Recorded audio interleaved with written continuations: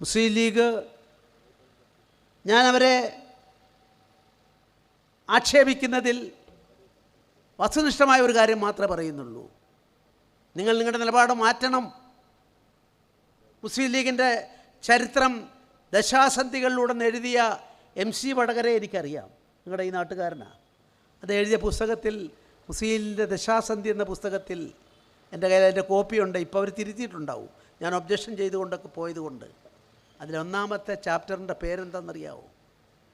MC Vadakara എഴുതിയ മുസ്ലിം league ചരിത്രത്തിൻ്റെ ദശാസന്ധികളിലൂടെ എന്നുള്ള ചന്ദ്രിക പബ്ലിഷ് ചെയ്ത പുസ്തകത്തിൻ്റെ 26 കൊല്ലം മുമ്പ് പബ്ലിഷ് ചെയ്തത്.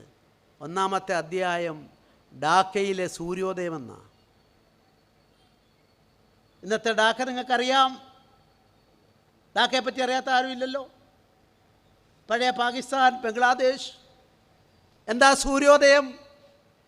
1906 മുസ്ലിം ലീഗിന് രൂപം കൊടുത്ത, സർവേന്ത്യ ലീഗിന് രൂപം കൊടുത്ത പ്രദേശത്തിൻ്റെ പേരാണ് ഡാക്ക.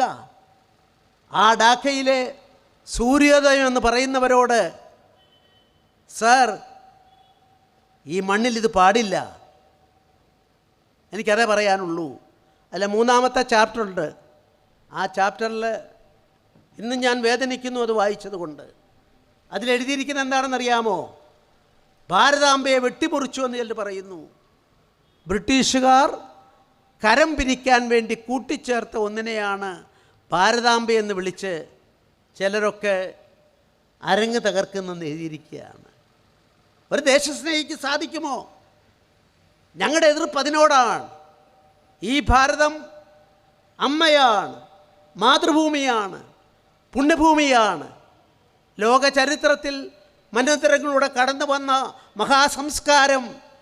ആ സംസ്കാരം ലോകം അംഗീകരിക്കുമ്പോൾ, വിശ്വമാനവികത അതോടൊപ്പം അണിചേരുമ്പോൾ, ഈ കേരളം മലയാളികളുടെ മാതൃഭൂമി എന്നെഴുതിയ EMSനെ ഉൾപ്പെടെ, അന്നത്തെ ദുരുദ്ദേശം ഉൾപ്പെടെ ഞാൻ ഈ അവസരത്തിൽ ഓർക്കുകയാണ്.